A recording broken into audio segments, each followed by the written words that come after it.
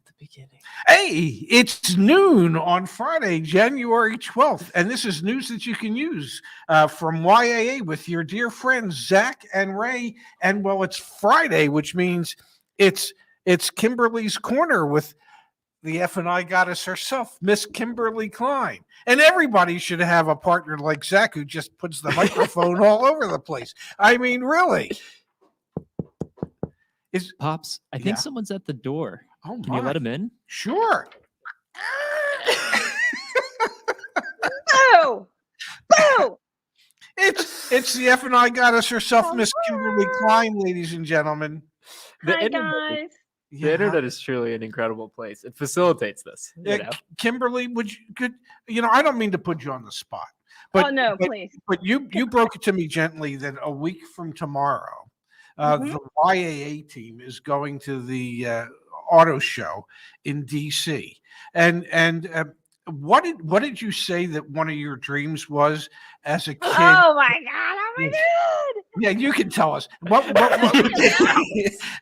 was one of your dreams as a child when you would go to the auto show? Well, I think it was the same dream that you had, Ray. It was the same dream. Yeah. I was living in Cleveland, and the IX Center always had the big. Well, that the guys go to the car shows not really to look at the cars. It's the same reason they read Playboy magazine, not really to read the articles. Yes, go ahead. Back in the day, they would hire these beautiful women to lay across the hood of the car like this, or this, or in these precarious cat-like positions. Yes. So I always wanted to be one of those girls, but life just didn't happen that way for me. I didn't qualify. So. Yeah. Same exact dream that I had, except I think mine was in Philly, not Cleveland. We've got a question. Same dream. Here from DB. Yeah. Yeah. Let's just quickly. Transition. Yeah. Well, what's the question? Hi guys, can I still negotiate the price of my trade-in if I already put a deposit on a car? Here's the deal, though. I want to set the stage. Today's show is not about all of our previous aspirations of being models, because I think we all went through a phase where we wanted to be models. It was a phase. I think we all did. I always wanted to be a hand model. A hand model. Oh, very nice. But what we're doing today is we're doing a car dealer Q&A, okay? Yes. Ms. Klein was an F&I manager for over 15 years. My dad was on the sales side, from salesperson to sales manager to general manager, and all the way back down and all the way back up for nearly four decades. We're doing a Q&A, okay? Yeah. If there aren't questions here in the chat, which there already are some, what we're going to do is we'll go to the community forum. We'll pull some questions from there as well. There's a little bit of industry news, too, that we'll sprinkle in, but primarily going to do Q&A, going to try and help as much as we can on this Friday, okay? Yes. All right, then let's kick things off here, Pops. I'll toss this to you. And just to keep with the theme as we started, Kimberly and I will try to look as fetching as we possibly can. Oh, God, no. Oh, God. You're asking way too much of me right now, Ray. Way too much. This is fascinating. All right, so Pops, toss this to you. Can I still negotiate the price of my trade-in if I already put a deposit on a car? Yes, and the time to negotiate the price of the trade-in is not necessarily when you order a car, put a deposit on the car. Now, if you put a deposit on the car and you're just going to pick it up in a couple days, by all means. And prior to doing that, get online, go to our website, get some Black Book information, go to Carvana, CarMax, and Vroom, get some instant quotes from them as to what they think the car is worth, so you can share that information with the dealer when you're trying to negotiate the value of your trade. Now, Miss Kimberly, you can't negotiate the value of that trade once you're back in the F&I office, right? Like, your hands tied as the F&I manager, correct?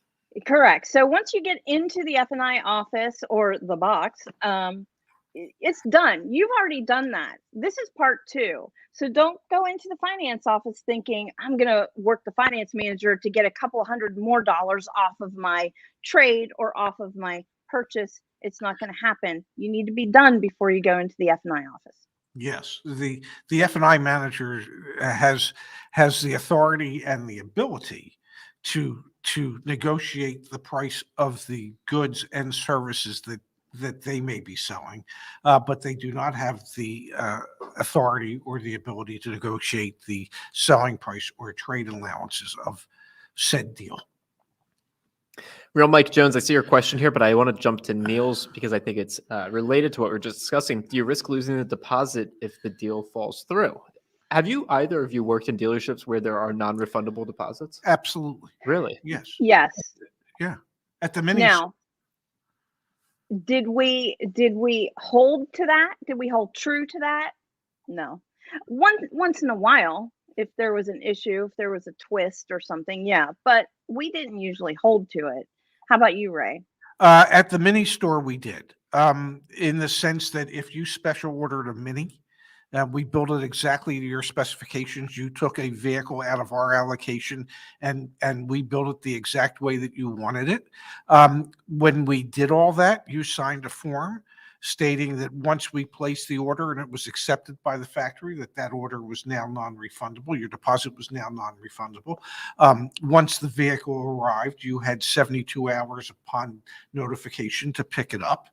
And that if you decided not to, after all that, we would not refund the money. We would give you a store credit to be used Oh, yeah. towards the purchase of another vehicle at some other point in time. Yeah. And we would allow you to use that store credit at any of our 9 dealerships. Gotcha. Okay. But we would not stroke you a check back to refund the deposit. That we would not do. So, Real Yeah. Mike Jones here in the chat. yes. And Mike's been with us every day for the past couple of weeks here, so we're excited that you're working a car deal. Hi, guys. So I've started negotiations over email, and the dealer doesn't want to talk anything except MSRP. Thoughts? There's a lot that goes into that, like what's the vehicle, what's the supply and demand of it right now. Like those all factor in. But generally speaking, do you have kind of like a reaction or thoughts to what Mike shared with us? Doesn't surprise me in the least. Yeah. First of all, I would think the first question that you want to be asking is your dealership charging additional dealer markups? And is your dealership forcing the customer to buy a pre-installed accessories that the customer did not want? I need to know that information from Yes. from the dealership before I start any other form of communication or negotiation with the dealership. Yes.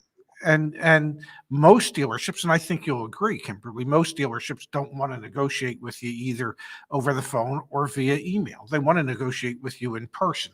So the vast majority of them are going to make it as difficult as possible for you to get the information that you're looking for via email.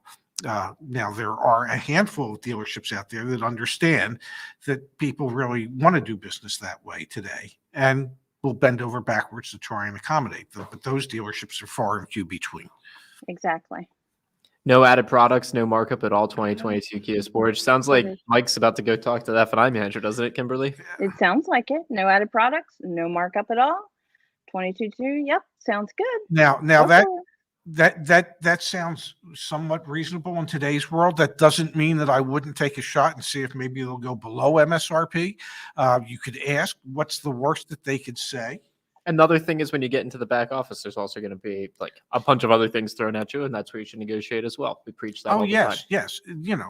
Any I should have worn the sweatshirt that says if it's taxable, it's It's a negotiable. nice alpaca sweatshirt. We're not sponsored. Yeah, we're not. But if we were, Save the You know, alpaca. Kimberly, my dad literally says to me before we hop on, he says, this is an athletic or like athleisure sweatshirt. And I'm like, all right, then any chance of us getting sponsored is out the window. They're going to be you look good. You look good, though. I got to give you credit. You well, look good. thank you. Thank you. He always looks good, Zach. Always. Especially Oh, for 7. I don't know about that, but can I add? Huh. I feel good. Yeah. And Let's that's what counts. Let's hop to a few more questions. The chat is blowing up here. So we got from Jay Kroc. Is there a way to insure the money you put down on a lease in case of an accident, similar to gap insurance on a loan? To insure the money that you put down on a lease in case of an accident. Similar. So I think if I believe I understand what Jay Kroc is asking. Is there a way to guarantee getting that money back, any down payment you put on a lease back, if the car gets totaled? And I don't know of any. Do you? No. Yeah. You put it down, it's done. It's gone. You Yeah. put it down. Similar to Gap, leases have Gap built in 9 times out of 10. Except for Toyota. Toyota, True. Toyota Yes. does not. But if that's the reason that I always preach never putting money down on a lease, because if you put money down on a lease and something happens to the vehicle, you've lost it. That's just money you gave away. Yeah. It's never to be seen again. So, yeah. Now, that begs the question of, boy, would a smart insurance company out there charge some type of premium to offer down payment gap coverage on leases? Yes. That might be something. Wouldn't that be nice? Hey, Zach. Hey, Kimberly. Yeah. That's a great idea. Some sort of an insurance. Yes. I agree. No, that's interesting. That's a really interesting idea. I actually just mailed out today to the Sacramento. Woohoo! Anyone who ever want to try and sell insurance products in the state of California, I won't charge you any money. I'll just walk you through because it's a total PETA. But let's keep here in the chat. We've got from Drew. I'm planning to buy a car that is about $35,000 out the door and making a $10,000 deposit. How much can rates go down with a bigger down payment? Not sure how LTV affects this. What a great question, Miss Kimberly Klein. That is a very, very good question. I want to know, are you buying a new car or are you buying a used car? Because I want to know how much this used car is going to book out for. Are we buying a new car? Something tells me that 35,000 OTD would probably buy a used car. Don't you guys think? In today's market? Yeah, more than likely. Right? Yeah, let's assume for a minute that it's a used car. Okay, and let's assume for a minute that it falls within most banks' lending guidelines as to how much book amount they'll finance. Yes. So if you can get that LTV down to 80% or less, your interest rate is going to go down exponentially, in my experience, depending on the lender, of course. But yeah, it makes a big difference. Put down 20%. 10K, you're putting a 10K deposit down. Put down 20% if you can and watch your interest rate go down. So that's how that works. Yeah, it should. It should. Now, having said that it should doesn't mean that it will, but it should. You know, it's a risk. The risk goes down. The risk goes down, but if you don't discuss that with the finance manager, then the finance manager is thinking to themselves, okay, well, I'll get a cheaper buy rate and I'll keep the sell rate the same and I'll make more money. So you need to have that discussion with the finance manager saying, okay, assuming that I put 20% down or more, how much lower can the interest rate be? Yes. And here's what I would do, Ray. I would take it a step further and throw a couple of word tracks in there. And this is what I would say. I'm trying to get the lowest rate that I possibly can out there. And I know what the credit unions have. And throw out a couple of numbers. It's 2.5 or 3.5 for this 2021 vehicle that I'm purchasing. So I want to know, how much money do I need to put down to get the lowest buy rate from you? Otherwise, I'm just going to go to my credit union. I know what they have. Take control of it with the finance manager. Let them know how much money you have to put down and tell them why. It's because I'm looking for the best interest rate. Nicely done. Good advice. Wow, we got quite the audience today. I don't want this to go to either one of our heads, but God damn, we make a good team. Oh, we do. The other Sato Keba, excuse me for butchering that. How long can the dealership keep my money for if I already paid up front for special package editions and they still have not installed the parts yet? So you've taken delivery of the vehicle. They gave you, I'm assuming, what we in the industry call a WEO, which means these are items that the dealership still owes you to put on your vehicle. And typically, those WEOs are good for 30 days. So you need to be calling your parts department, your service rep at the dealership, your sales rep, and say, where are the packages that I paid for already? I'd like to get them installed on the car. When can we make that happen? It's been X amount of days. and I want to make it happen sooner than later. So I'm not going to tell you that you should depend on them to follow up with you, because they got your money. Right. Don't really care. You need to be following up with them. You need to be the one that's proactive. Yes, absolutely. Stay on top of it. You really do. And that goes for everything. Everything on the WIO, everything that you do, whether you're waiting on a temp tag or whatever, you need to be proactive, make the calls. Absolutely. And just for everyone playing along at home, if you go on YouTube and you search WE space OWE space YAA, you'll find our video. That was a fascinating one that we did. I had no clue what a WEO was before that video. And that was like maybe a year ago now. So it's a good video. I think it was with both of you guys, which I'm excited that we have. This is from Michael Tiffany. Stellantis just revised pricing for Wranglers. My order is incoming, but the Monroney sticker shows new pricing. What is the likelihood that the dealer will adjust pricing? You've talked about this a bit, Pops. I would like to hear about, tell me about this, Pops. The likelihood is that the dealer is going to tell you the new MSRP is the new MSRP, and that's what you're going to have to pay. Any dealer orders, at least dealers that are used to placing orders for customers, place them with the stipulation that if there are any factory price increases, that they get passed along. Yep. They can't guarantee the wholesale or factory MSRP on a vehicle 8 or 10 or 12 weeks from now. So if the vehicle's produced after a certain date where a price increase in the MSRP has gone into effect, that's going to be the new MSRP for your vehicle. And if the sale was based on you being able to buy it at MSRP, then whatever that increase is, and my suspicion is it's not all that much. Maybe it's 100, maybe it's 500, whatever it is. I understand whatever it is, it's too much. But the point is the factory reserves the right to adjust the costs of the vehicles over the course of a model year if there's price increases due to increased price or costs in the materials that they use. So it's going to get passed along.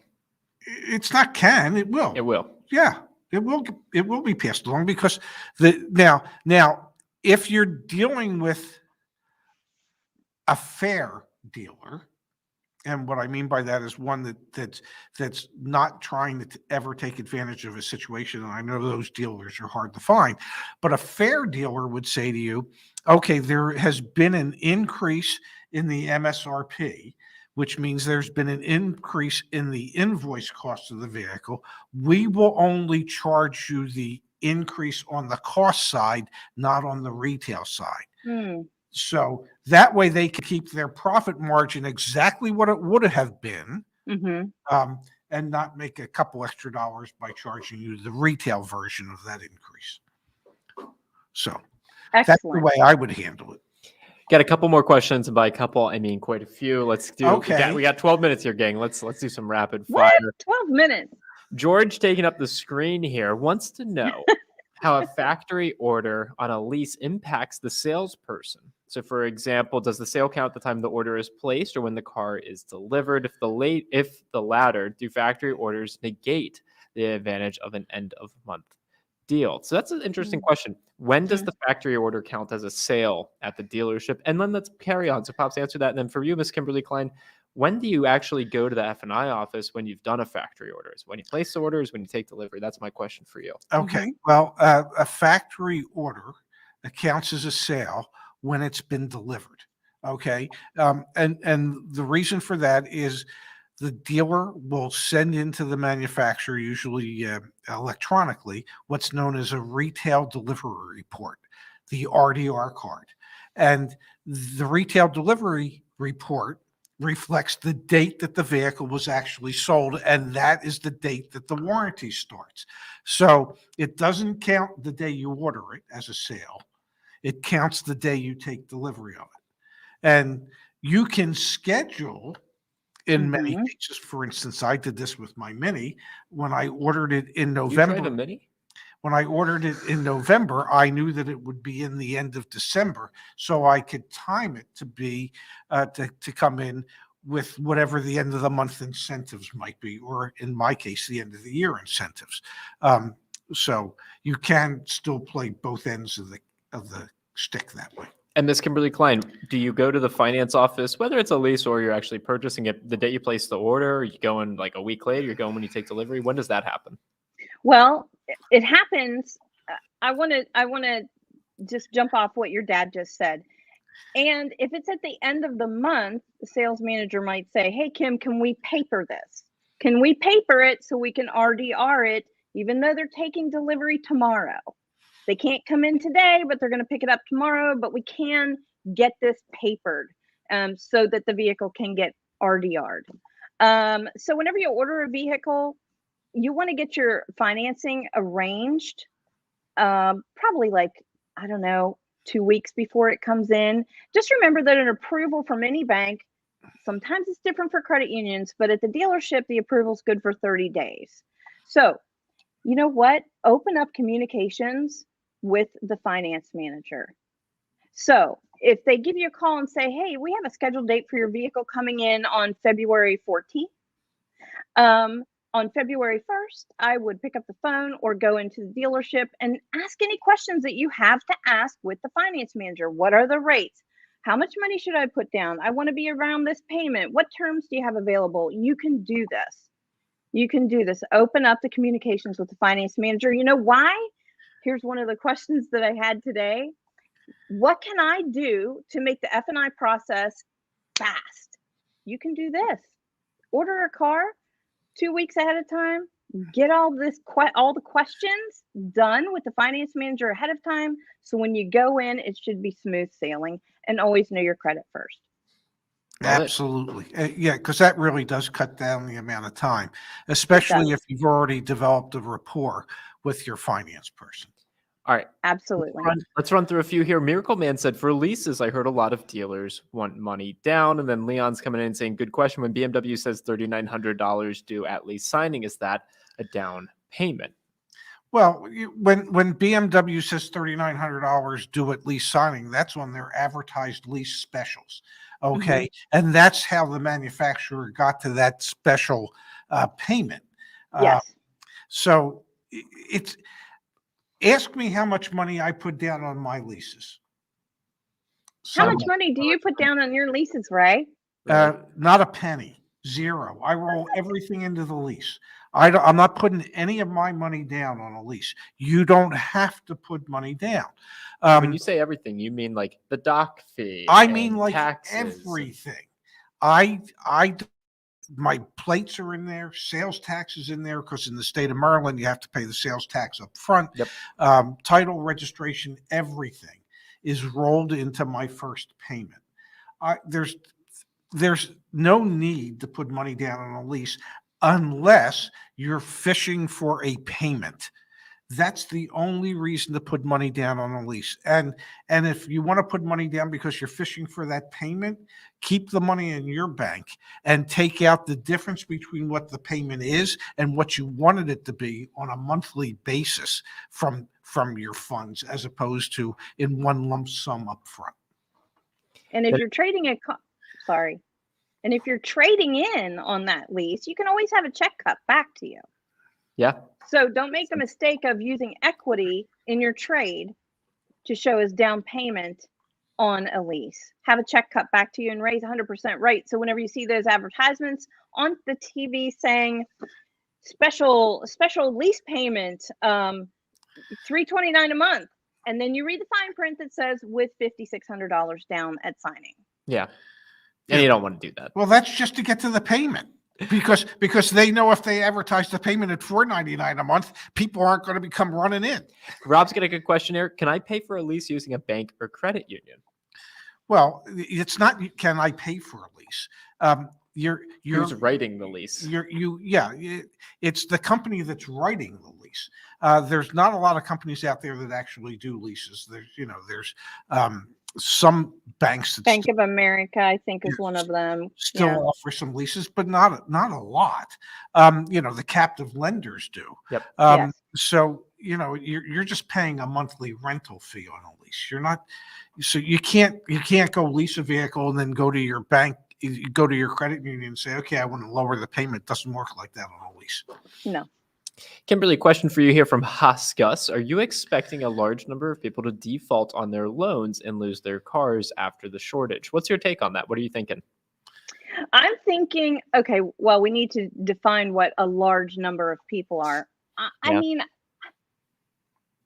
I'm going to say, yes, I do expect it. Whenever these values of the vehicles come back down, I don't think anything good's going to come out of it. And unfortunately, yes, I do see a larger portion of people than normal doing the repo thing. Yeah, I think if and when that happens, and God, we don't know when. No. I mean, there's no way of knowing, but if it were to happen, and I suspect at some point in the future it will happen, where the values plummet on these vehicles, and a lot of people are way upside down, that we will see the default rate percentage increase. Right now, the default rates are lower than what they had been in the past. So today it might be about 1.5 or 1.75% of loans and leases are in bad standing at the moment. Now if that were to double, that's a sizable increase, but it's still a relatively small percentage based on the overall total of loans and leases out there. But I don't think it'll be any different than the housing situation that happened in 2008, 2009, where people just walked away from their houses because they were so underwater in their homes that they said it doesn't make sense to be writing a check for $3,500 a month. We're not building equity. Right. And you know what, Ray? That you bring that up about the housing market. I remember going through that and the lenders changing guidelines because everybody, it seemed, had something going on, a mortgage restructuring loan or just a plain old default foreclosure. But still, you were able to get a car loan because it was happening to so many people. So the lenders adjusted their guidelines for that market at the time. And they will again in the future. Yep. Let's hit a few more before the top or the half hour here. We have from Ranting Old Man. When I'm shopping for rates at the banks, what information do I need on the possible vehicle and what am I bringing to the dealer? Great question. We have a guide actually on like what to take with you to the dealership when you buy a car back on joinyaa.com. But I'm shopping for a rate at a bank. What info do they need? Is it anything more than a VIN? Well, yeah. I'll let Kimberly handle this if that's okay. Yeah, it depends on where you're at in the process. If you know what vehicle you want and you've got that VIN number, get a purchase order from the finance manager, print it out, take it to your credit union. That way, a purchase order should show all of taxes, tags, title broken out and itemized for the credit union so that they know what figures they're dealing with.